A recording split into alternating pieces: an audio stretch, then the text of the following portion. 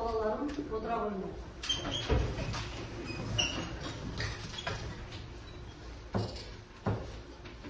Ақынмын деп мен қалай айталамын, халқымның өз айтқанын қайталадым. Көпі киген қазақтың қара өлеңін шекпен жауып өзіне қайтарамын деген екен Мұқағали Мақатаев. Сол сияқты Мәшһүр Жүсіп Көпейұлы да қазақ халқының мақал-мәтелдерін, нақал сөздерін жиыстырған екен. Соның бірі балалар. Бір баласы бардың шығар шықпас жаны бар. Екі баласы бардың өкпе бауыр жалы бар. Үш баласы бардың Бұхарада елі бар деген екен. Солай айта келе, біздің бүгінгі шеберлік сабағымызға арқау болып отырған Гүлшат Шеризат дастанын жазып, бір патшаның бір перзентке зар болғанын әңгімелеген екен. Енді балалар, елімізде қандай жаңалықтар болып жатыр? Одан сендер құралақан емессіңдер. Яғни, бүгін біздің шеберлік сабағымыздың жиналудағы мақсатымыз Мәшһүр Жүсіп Көпейұлының 165 жылдығына орай жиналып отырмыз. Ендеше біздің бүгінгі сабағымыздың мақсаты зерттей оқы, зердеме тоқы. Аллар, сендер өздеріңнің оқып келгендеріңді ортаға саласыңдар. Яғни, олай болса, мен сіздерді, яғни шығарманы білесіздер, өздерің оқып келдіңдер.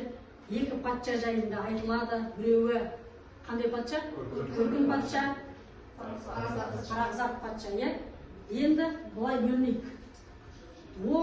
Солақай жазатын балалар бар ма? Солақай жазатын балалар. Екі жақта да бар екен, солақай жазатын балалар. Көркін патша жайында әңгімелейсіздер. Сіздер Қарақзат патша туралы әңгімелейсіңдер. Енді әңгімелеместен бұрын қазір сіздер тақтаға назар аударыңыздар. Міне, осы екі патшаның жүріп өткен жолдарын және артында қалған ізін әңгімелейсіздер. Сіздер әңгімелейсіздер, өздеріңіз оқып келдіңіздер, өздеріңізше әңгімелейсіздер. Сіздер әңгімелеп болғаннан кейін, егер мен мақсатыма жетсем, тақтада жақсы қанатты сөз шығады. Егер мақсатыма жете алмасам, тақтада қанатты сөз шықпайды. Жақсы, онда балаларым, сөз сіздерде. Бірінші Көркін патша жайында әңгімелейік. Көркін патшаның жүріп өткен жолдары. Қандай жолдармен Көркін патша жүріп өтті, өзінің өмірінде не істеді, қандай іс тындырды, қандай жолдармен өтті. Ал соны әңгімелейік. Кім айтып? Кел, тақтаға шыға ғой. Ең басында біз өзі Көркін патшаны сипаттауына басталып, және былай айтып болады екен. Көркін патша өзінің ертеде болған патша, оның керемет дәулетті бай кісі болған, малы да керемет елде болған, ол 7 жұртты басқарған. Және ол кезде Көркін секілді патша болмаған. Бірақ ол өте әділ патша болған. Бірақ сонда да ол бір балаға зар болған. Сонда ол кісі 40 күн тұрмай қайғырып, өзіне кедейлерді жинап, сол өзін жай қарапайым жұртын жинап, соларға мені жоқ Қытайдан перзент тілеңдер деп айтқан екен. Сонда көп тілегі көл болды дегендей, жаңағы патшаның тілегі орындалып, оның әйелінің аяғы ауырды. Сөйтіп мақсатына жетеді. Өзінің келгеніне жетеді. Енді сонда бір күнде ол өзі аң аулаймын деп қасына 10 түрлі сайман алып, және қасына 40 жігітті алып, сол аңға шығады екен. Сонда қалың орманның ішіне кірсе, олар бір айбатты арыстанды көреді. Сонда жаңағы қасындағы 40 жігіті қашып кетеді де, жаңағы Көркін патша өзі жалғыз қалады. Міне осындай қиындықты ол бұрын көрмегенді. Сонда ол өзінің отас жаңағы арыстаннан аты қорқып Көркім Паша ертіп қала ма аты? Атын ертіп қала ма? Иә, ал Көркім Паша сол атынан түсіп жерге арыстан оған жақындай бергенде ол өзінің қылышын суырып алып арыстанды өлтіреді екен. Бірақ сол кезде ол арыстан жаңағы Көркім Патшаны да жаралайды. Міне осылай одан 40 жігіттері және нөкерлері келіп жаңағы патшаны еліне апарады. Сонда ол өзі көз жұмардың алдында өзінің Паразат деген бір өте сенімді уәзір болған, соны шақырып алып және бүкіл ел жиылған кезде өзінің соңғы тілегін айтады.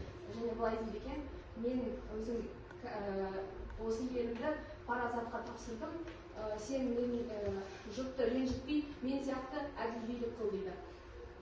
Сонда өлейін деп жатып, халқын тапсырып жатыр, иә? Иә, ең бірінші ол кісі өзінің халқын ойлайды. Одан кейін ол айтады: мен хан енді келіп қабат болып қалды ғой. Сол егер ұл туса, ол мен жаңағы тағымда алсын дейді. Ал егер қыз туса, оны өсіріп өзінің теңіне қоссын дейді. Сөйтіп, бүкіл ел оның өзінің жаңағы патшаның көз жұмғанына қайғырады. Бұл да сол Көркімнің қандай әділ патша екенін көрсетеді. Міне осылайша ол кісі дүниеге келді. Тамаша. Сонда Көркім патшаның бұл жүріп өткен жолы, иә? Жақсы. Отыра қосасың ба? Үшті полосағының құтты Түркістаннан біз осы билеушінің қандай болу керектігі жайлы айтылады. Осы мысалды біз Көркім патшадан көре аламыз. Яғни ол қандай болған? Үшті полосағының айтуы бойынша билеуші ол әділ болу керек, білімі ұшан теңіз болу керек. Сонымен қатар оның өлерінің алдында ел сондай бір жылап қайғыру керек дейді. Яғни бұл әділ, жақсы билеушінің жалпы сипаттамасы дейді. Осы сипаттаманы мен Көркім патшадан көре алдым.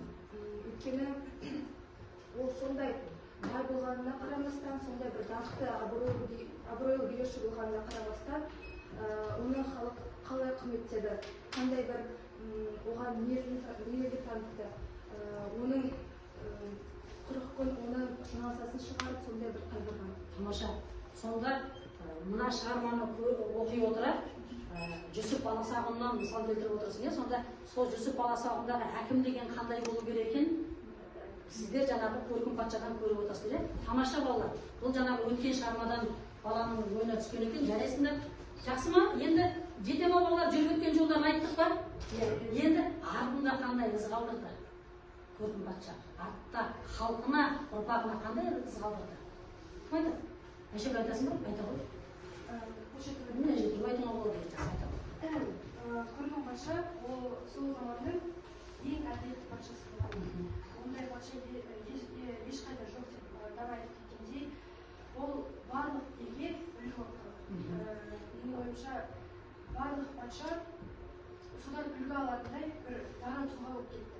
Себебі жаңағы аяуым Жүсіп баласағұннан мысал келтіріп кеткендей айтады ғой Құттөбе дастанында, әкім мен елге деген талаптарын қойған кезде ол бір-бірін мойындау керек деп. Олар әкім деген елді бастаған кезде қолы ашық, кең пейілді, ақылшыл теңіз болады дейді. Міне осы жерде біз Көркім патшаның кейбірін көре аламыз. Осы теңеулерге Көркім патша лайық деп ойладым. Сонда ол жаңағы еліне үлгі боларлықтай патша болып кетті. Сонымен қатар ол өлейін деп жатқан кезінде өзінің еліне ризашылығын білдіріп, жаңағы қате еткен жерлері болса кешірім сұрап, өлер шағында да елін ойлап кетті. Сонымен қатар ол жаңағы Шеризат Көркім патшаның ұлы болғандықтан, ол әкесімен мақтан алады деп ойлаймын. Яғни өзінің еліне деген жасаған ісі көп, өте мықты кісі болған. Және ұрпағына деген мықты қалыптасып кетті. Себебі ол қайратты қан қалдырып, оның ұрпақтары Көркім патшаға ұқсай алады деп ойлаймын. Күлтегінді де естен өткізілген жоқ па? Күлтегін дүниеден өткенде халқы қайғырды ғой, иә? жақсы отыра ғой. Міне олар жүріп өткен жолы мен артта қалған ізін бірінші топ дәлелдеген сияқты, иә. Енді біз тақтаға қанат сөзімізді шығара алатын сияқтымыз. Бір арыстан өмірден өткенімен өмір сүріп келеді тірі арыстан деп қорытындылағым келіп отыр. Неге деп ойлайсыздар балалар? Өйткені қорқын патша өлгенде оның артында тұяғы қалды. Яғни Шеризаттың ұлы Шеризат қалды. Ол енді әрі оның қалдырып кеткен мұрасын, оның өсиетін, яғни елін біле алады. Тамаша. Яғни ол көркін патшаның ұлының қалай болған қазір мына қатар айтып жіберуі мүмкін, иә? Жақсы. Бірінші топ айтқан дәлелдемелер ұнады. Жақсы, екінші топ бастайды. Келу. Қайсыңыз? Алина ма? Келу. Тағы да жүріп өткен жолы, яғни Парағзат патша, не? Егер де біз Парағзат патша жайлы айтамызсақ, онда бізге бұл дастанда Парағзат патшаның ең бірінші жаңағы Көркін хан өлім аузында жатқанда бізге оны таныстырады. Яғни Көркін хан жаңадан айтып кеткенде бізге өсиет қалдырады. Өз еліне менің артымнан менің ұрпағым туылғанша уақытша менің адал уәзірім Парағзат хан бола тұрсын дейді. Бұл жердегі кілт сөз адал деген, адал уәзір болады. Жаңағы Парағзат ол өсиетті естиді. Одан соң Көркін хан жаңағы өмірден өткен соң Парағзаттың яғни шын бейнесі ашылады деп айтсақ болады. Яғни Парағзат осы бүкіл барлық өмір бойы Көркін ханға тек қана өзін жақсы, адал түрде көрсетіп, енді жаңағы ол қайтыс болған соң бізге өзінің шын бейнесін көрсетеді, оны қалай көрсетеді. Яғни жаңағы Көркін ханның әйелі Боаз болғандықтан ол ойлайды. Көркін хан айтқанда, ұл туылса мен онда хан болып қойыңдар дейді. Алайда Парағзат жаңағы ханның тағында көп уақыт отырғысы келеді және өз қолында билікті ұстағысы келеді. Сондықтан ол өзінің уәзірлеріне, яғни Барыс деген өзінің адал жақсы уәзіріне жаңағы бізге жаңағы ханымды өлтірсін дейді. Яғни ешкімге көрсетпей сарайдан тыс жерде ханымды өлтірсін дейді. Кейін Барыс жаңағы өзінің 40 көмекшілерін алады да жаңағы ханымды сарайдан шығарып, орныңды жерге орнына әкеліп жаңағы ханымды өлтіреді, яғни басын шауып жүреді. Жаңағы Барыс оларға келіп тоқтаңдар деп айтады, яғни өзінің ойынан айнығандай болады. Алайда жаңағы Барыс өзінің 40 көмекшілеріне ақша алтын береді. Сондықтан жаңағы 40 уәзірлері жаңағы ақшаны көріп тоқтай алмай қалады. Одан соң жаңағы ханнан жаңағы Шеризат деген ұл туылады. Жаңағы Шеризат ұлды алайда Барыс сол жерде қалдырып кетеді. Ал Шеризат болса өзінің бар күшін жинап жаңағыдай анасының сүтіне тартылады, яғни сөйтіп ол сол жерде қалады. Одан соң жаңағы бізге Парағзат өйстіп болып көрінеді, яғни жаман іс жасайды, яғни ханымды өлтіреді және елді өзінің негізгі ханынан айырады. Одан соң жаңағы Шеризат өзі өсіп, жаңағы арыстанның көмегімен өсіп, күш жинап қуаттанған соң жаңағы Парағзат жайлы шындықты біледі, яғни өзінің өмірі жайлы, Парағзат жайлы біледі де, сосын ол жаңағы Парағзатты тұтқынға алғысы келіп өлтіргісі келеді. Алайда Парағзаттың артынан қалған тұяғы, яғни Гүлшат жаңағы Шеризатты тоқтатқысы келеді. Себебі енді Парағзат жаңағы өзінің туған әкесі болады ғой. Сондықтан ол өзінің әкесін құтқарғысы келеді, өлім аузынан құтқарғанда ол жаңағы Шеризатқа қисса дастан, яғни ертегі айтып береді. Сондықтан ертегі айтып береді де, ең соңында ол былай айтады. Енді сенің анаң өлді, қайтыс болды. Жақсы. Біз сәл озып кеткен сияқтымыз, иә? Бәсе, мына жақ жыбырлай бастады. Жақсы, сонда біз Парағзат патшаның жүріп өткен жолын дедік, иә? Қандай жолмен жүріп өткен? Жақсы, отыра ғой. Иә? Келу. Артта қандай із қалдырды? Парағзат. Қосқым келіп тұр ма? Келу. Келу. Даусын шығарсын ба? болған көркін өнермен отыз көрек үйіне келіп. Ол жерде бір айдаһар оның елін құртпақшы болады, өзіне құртпақшы болып, хандыққа алғысы келеді. Және де ол кісі жүрген кезде мықты айдаһар негізінде Шеризат болатынын Барыс еңсейді. Сол секілді бұл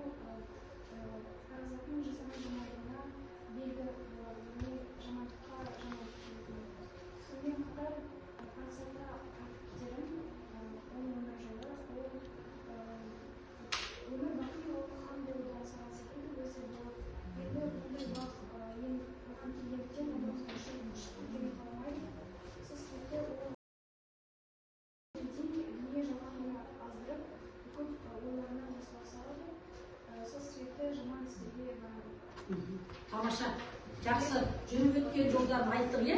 Қазір. Енді қазір. Артында қандай із қалдырды? Келе ғой, Әділжан айтасың ба? Келе ғой. Артында қандай із қалдырды? Парасат, патша. Артына қалғанымызды жаңағы қызы туды ғой, барысы айтқандай. Және де көркін патша сияқты өзінен кейін жақсы із қалдырамады, мақтап айтатындай, елі оны мақтайтындай, мынандай жақсы, ақылды, әділ хан болып дегендей. Әрине, бірақ ол өз қызы үшін барлық жақсылық істеді. Қызы үшін зәулім сарай салды, Иран бабы секілді. Әрине, әр әке өз баласының жақсы ешкімнен қалмай, бар жақсылықты көріп өскен қалайды ғой. Сол себепті ол қызынан ештеңені аямай, бар жақсылықты және де бар жегісі келген көрсетті. Жақсы із қалдырмаса да, баласына қалдыра алды ма?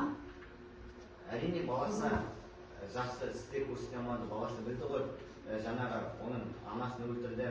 Әрине, баласы түсінді әкесінің жаман екенін, бірақ әр бала өзінің ата-анасы қандай жаман болса да, ата-анасы үшін барлық іске барады ғой. Оны қорғаштап, өз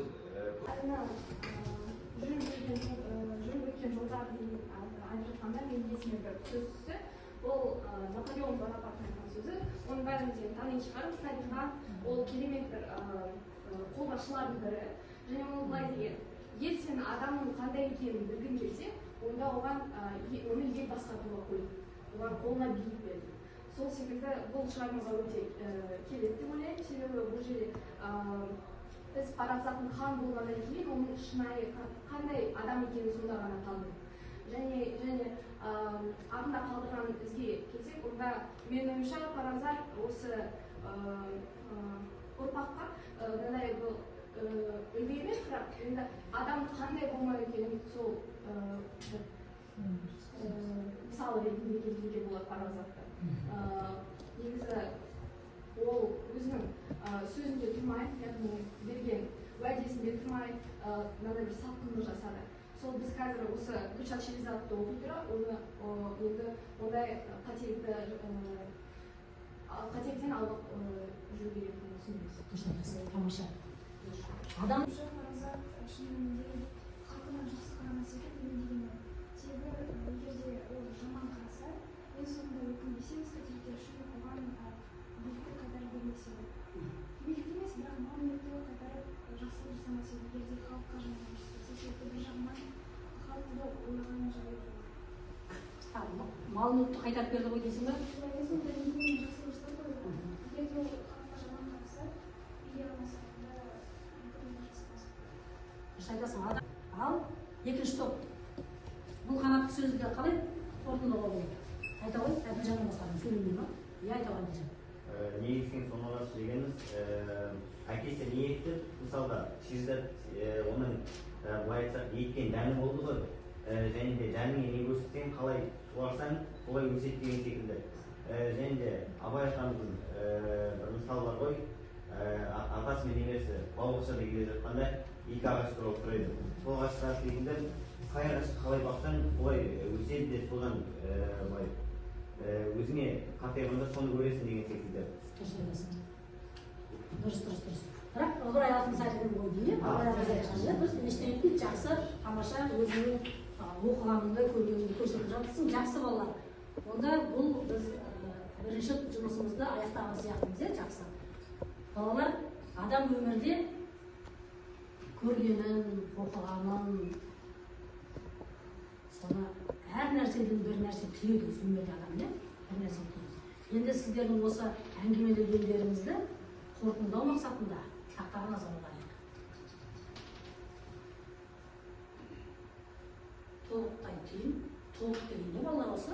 Адамның аяғында толық. Соған байланысты қазақта қандай мақал бар? Тобықты топ болсам да жеме, жес, ал асықты аш болсам да жеме. Тамаша. Тобықтың етін топ болсаң да же, асықтың етін аш болсаң да жеме. Тамаша. Толықтай түйін. Тақтаға назар аударыңыздар, алдарыңызда шиқылдақ белгі беретін дүние тұр. Ал мына суретте қандай сөз жасырылған, немесе шығармамызбен қандай байланысы бар? Мына жақ бірінші аяғын бірінші қол көтерді, Алиманың шиқылдаған. Ал аяғын кел. Байқап қой. Дұрыс. Құрманы аузына салып жүргенде өксетті орындаған өзіңіз ғой.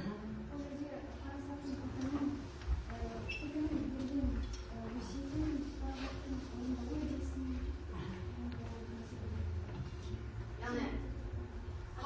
Жақсы, тағы толықтырып айтыңыз, кім-кімге құрма берді?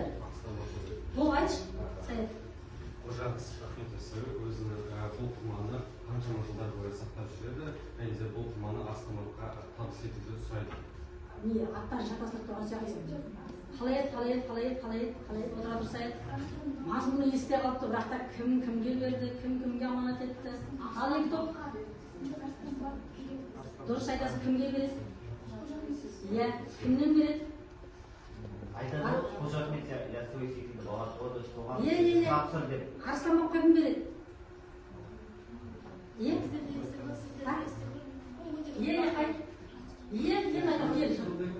Кім-кімге бастап жүреді? 600 жыл, соны Ахмет Яссауиға береді. Алла осы құрманы ауызда 600 жыл сақтау мүмкін бе? Оны әр жағында қандай мағына жазып шықты? Аманат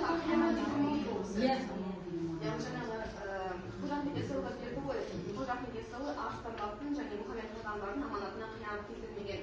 Сөйтіп өзінің орнында ұстап, жаңағы жасап қалдырған өсиетін орындаған. Тамаша. Байланысы бар. Сол аманат алған Ахмет Яссауидің өмірі қандай болды? Ахмет Яссауи құрман алып не істеді? Әрі қарай Ахмет Яссауи кім болды? Қалай өзіне деген құрметті әрі қарай жүзеге асырды деп ойлайсыңдар? Мұхаммед пайғамбар неше жасқа келді? Иә. Ол Мұхаммед пайғамбардан артық өмір сүрген, сол себепті ол қыл өткен жатады. Сол жерде өмір сүреді. Тамаша. Мен дедеді туралы жаңағы Гүлшат пен Шеризаттың әкелері туралы, ата бабалары туралы айттым. Енді артта қалған із, артта қалған тұяқ. Артта қалған тұяқ. Мына жерде былай жасайық қазір.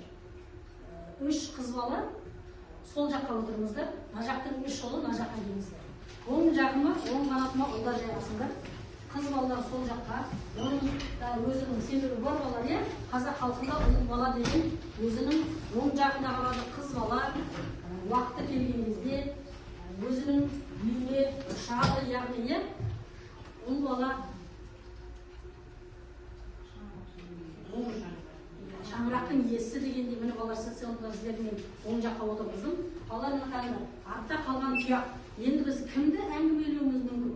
Гүлшат пен Шеризат. Бірінші біз сөзді ұлдарға берейік, қыздың жолы жіңішке дегенмен де біз әрине жолды ер балаларға береміз. Ал кегін кетпесін біреуде біз, тамаша дұрыс біледегесін арқасын. Тағы бір сөзді шығарып жіберсеңіз сол Аллар осы есесін жіберіп алған жоқ па дейді. Жаңағы Гүлшаттың әкесі қалай? Гүлшаттың жоқ. Шеризаттың анасын Гүлшаттың әкесі өлтіртті. Ал артта дау қалды. Сол жаңағы бір-бірінің жаңағы әкесі мен шешесі өлтіргендер екі қыз бен жігіт бір-бірін жақсы көріп қалды. Ал енді бірақ жаңа Гүлшат пен Шеризат бірге бас қосқалы жатыр. Сонда есесін жіберіп алған жоқ па? Жігіт жаңа айтып жатсың ба? Кегін кетіп қалмасын деп айтып жатсыңдар ғой. Есесін жіберіп алған жоқ па? Анасының алдында. Қалай көресің? Ясая. Жоқ. Және де Гүлшат айтады ғой, жаманға жақсымен жауап бермейді деп айтады. Сол байланысты Шығармадан шығармадан алған. Ол есесін қайтарған жоқ, ол әдейі істеген жоқ, білген жоқ деген мағынада. Және де ешқашан да өмірде де айтылады, бұл жерде де айтылады, жаманға жақсымен жауап беру керек деп айтылады. Ол өзінің есесін жіберіп алған жоқ деп ойлаймын. Жақсы. Қас пен аққанды қастың әкесін өлтірсе де оған қандай пайда алып келеді? Ол жарайды кегін алады, бірақ ол қыздың әкесін өлтірсе ол қыздандай қалады ғой. Себебі сен мысалы өзіңе сенің әке-шешеңді біреу өлтіріп кетсе, сен сол адаммен қалай өмір сүресің? Менің ойымша ол дұрыс емес. Оны кек алу дұрыс болмайды деп мысалы. Енді неге айттың? Әке-шешесі Құдай сақтасын. Бірақ әке-шешесін өлтіріп кетсе деп айттың ғой жаңа, өзің ойыңа қарсы шығып тұрған жоқсың ба? Жігіттің анасын қыздың әкесі өлтіріпті ғой. Содан есесін жіберіп алған жоқ па деп тұрмын. Бірақ жаңа айттым ғой, қыздан да айырылып қалуы мүмкін ғой дедім ғой. Қыз жақын болып тұрмаса онда өлетін адам өліп кетті дейміз ғой. Жақсы, жоқ, дұрыс. Ойын жеткізе алмай тұрсың, жақта қыздан да айырылып қалуы мүмкін. Мысалы, қайтыс болған адамды қайтқанда қайтып оралмайды деген шығарма бар, Гүлшат Шеризатқа хикая оқиды ғой, айтады ғой. Сен суда батпадың, ота жонбадың, атыстанып қолыңда өстің, 5 жаста бұлың болдың, медреседе оқыдың. Сен оқысың. Тамаша. Біреуге қылған жақсылықтың күн түн алмай пайдасын асықпасаң көресің деген өз сөзін айтады, өз хикаясын. Бұл мағынадан, яғни керісінше бұл есесін жіберіп алған жоқ, керісінше Шеризат дұрыс жасады деп ойлаймын. Ол қалай да болса мүмкін болашақта паразат өз қателігін түсінуі мүмкін, басқа адамды алсатып шығару және адамда жақсылық жасады. Шынында егер де Шеризат Шеризат бұндай қиындыққа түспесе, бәлкім бұндай бала болмас па еді, біз бүйтіп оқып отырмас едік, сондықтан қиындықтың да әр жағында несі болуы мүмкін? Жақсылығы, Осы кім өте жақсы мысал келтірді, бала сендер есіңдер ме? Айтып жүрші жаңағы жерді қайтқан. Біреуге қылған жақсылықтың күн түн алмай пайдасын асықпасаң көресің. Біреуге қылған жақсылықтың дейді, әйтеуір бір күні жақсылығын көресің. Жақсылығын көрді бірақ, тамаша, жақсы. Тамаша. Парыздың етек алды.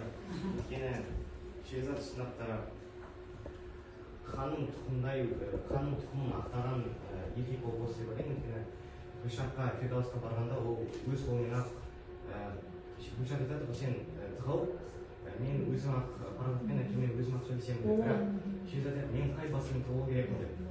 Сол қылышын алып, өзі ақ алмаспен қоймаспен екіге бөліп, және жүз әскердің тек 98-ін қырып, екеуін ғана алдырады.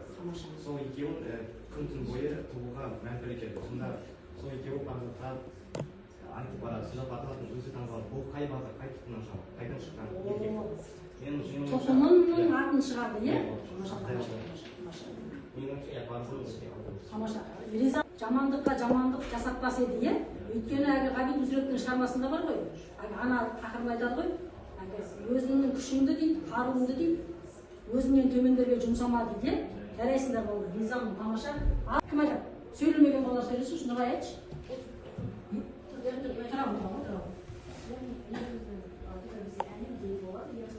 Елге қара деген сөзі ғой, яғни ел саған қалды ғой, сен де соған қара, сен де сол еліңді ойлайсың, еліңді қамқор жаса деген сияқты, еліңді ойлайды. Дұрыс айтасың, елің барап тұр дейді, тамаша.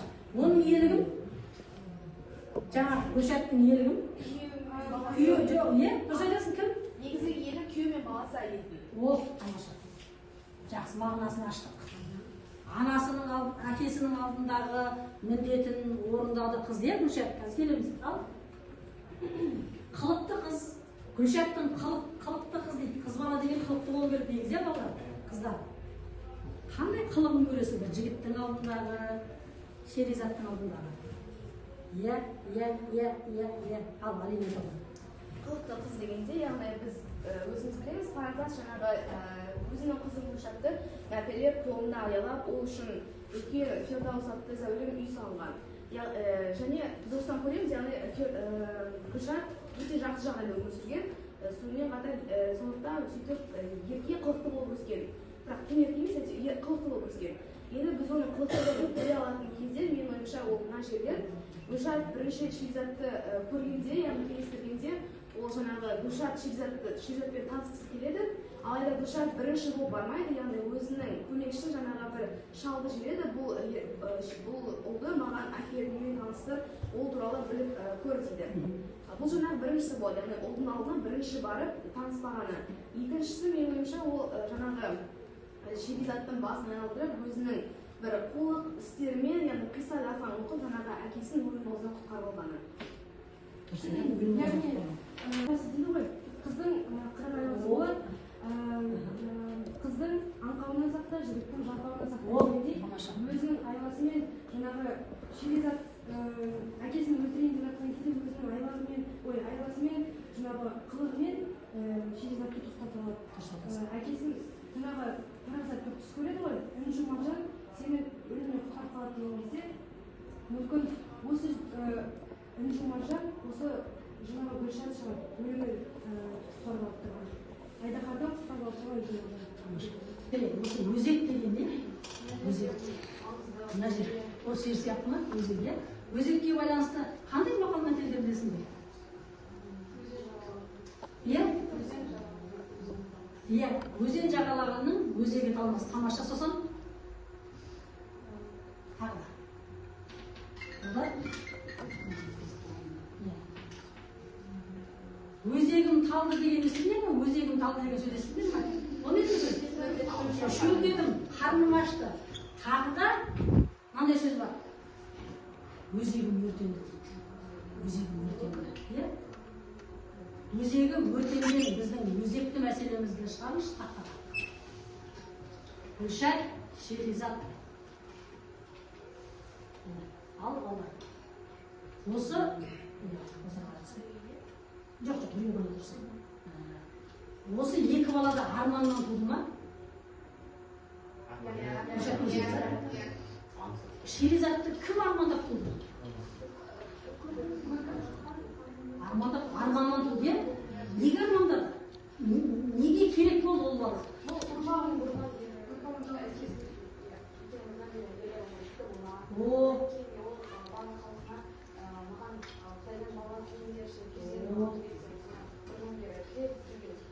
Бағым болса екен деп армандады, иә? Сол замандағы кедейлердің тілеген оңғылар дейді ғой, сол Алла беріп, Құдай беріп, жаңа әйел болады. Ұрпақ болса екен, мен қанатымды жайсам екен, иә? Артымда ізім қалса екен деп армандады, иә? Ал Шеризат ше? Шеризат. Гүлшат ше? Гүлшат хақ, иә?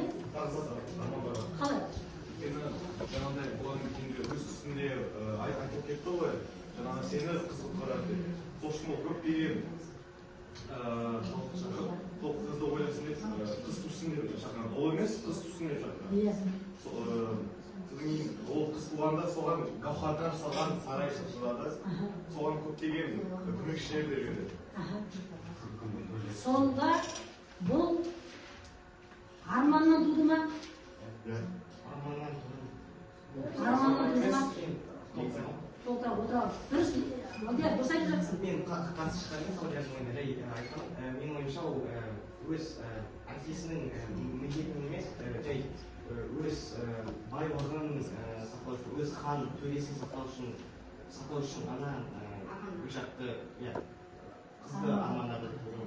Өйткені өз үстінде ол Айдаханды береді, Айдахан ойында жоқ, бірақ егер Айдахан қыз бермесе, ол елін өртеп жібереміз. Сонда ол бар ғой, қажеттіліктен тұрған жоқ па? Қажеттілік. Өмірде қажеттіліктен болатын дүние көп, бала. Қажеттілік дегенді сақтап алыңыздар, естеріңізде жүріңіз. Келесі.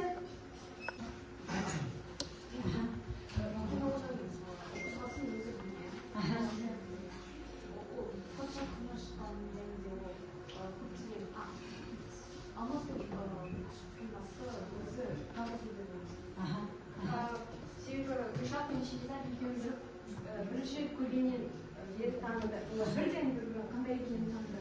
Және Гүлшат сол Гүлшат Шеризаттың батырлығын, оның қандай оқымысты жігіт екенін таныды. жаңағыда.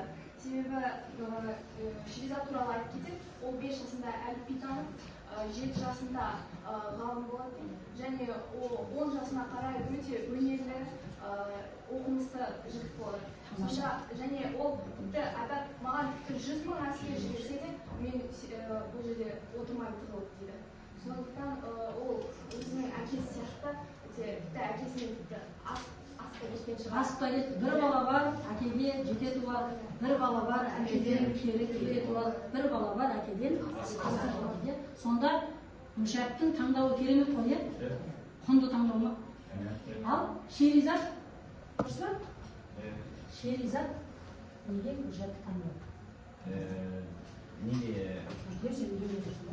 Бәршінде айта кетеді ғой, Гүлшаттың осындай құрбысы да болмайды, ешкім оның теңі бола алмайды.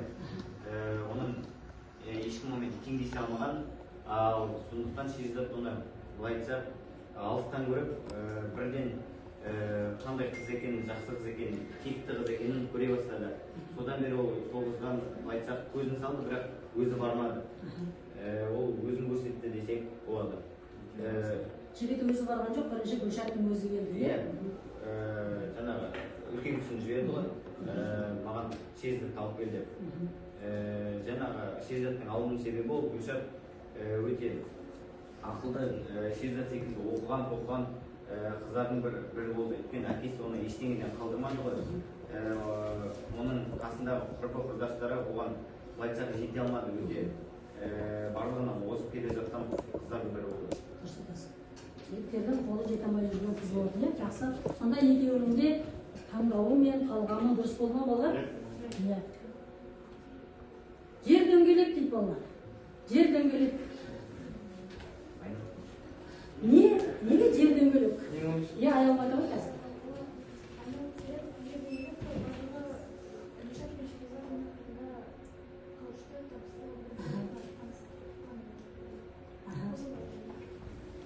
Көрген патшаның аңсаған арманы орындалды ма? Өзінің дүние мүлкі өзіне қайтып келді ма? Сосын тағы осыны ойда ғой? Сосын айтайын деген, бәрі аяқларында кім Шеризат жаңағы көрген патша ойлағандай таққа отырады аяқ жағында. Бәрі айналып келіп сол жаңағы аманаты орындалады жаңағы. Бәрі айналып келіп өз орнына келді. Дұрыс нұртылы отырамыз, жарайсың. Және жаманның жазасын ұстай береді деген бар ғой, бәрібір соңында өзінің жаңағы Парағзат өзінің абыройынан айырылып зынданда қамалады. Тамаша.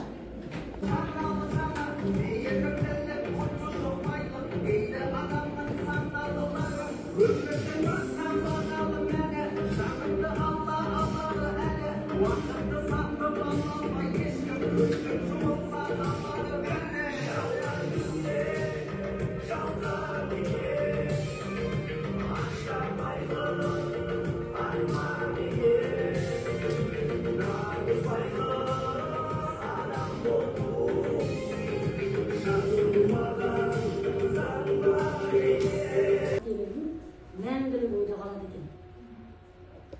Қарамай кеткен уақытың да қайта бұрылатын кез болады. Жалғанда жақсылықтың да, жамандықтың да қайтарымы бар. Рахмет балалар, осымен сабағымыз тәмам. Осылай жандандырып, өмірлеріңізді, еңбектеріңізді тамшыландырып, қонақтарға көңіл жетті. Балалар, құрметті сіздерге рахмет. Мен Қарағандыда Назарбаев мектебінде осыдан 3 жыл бұрын осындай әдебиет сабағына қатыстым, 9 жыл. Сонда кішкене ардагер мұғалімдерден бір 10 шақты мұғалім отырдық, Жанжақтан келген. Онда да сіздер сияқты қазақтың балалары ғой. Бірақ әттеген-ай балалардың сөйлеу тілі, ана тілге деген құрметі олқылау болды. Кішкене көңілімді жабырқап шықты. Ал енді сендерге қарап, мен қатты толықтым, қуанып тұрмын. Рахмет сендерге.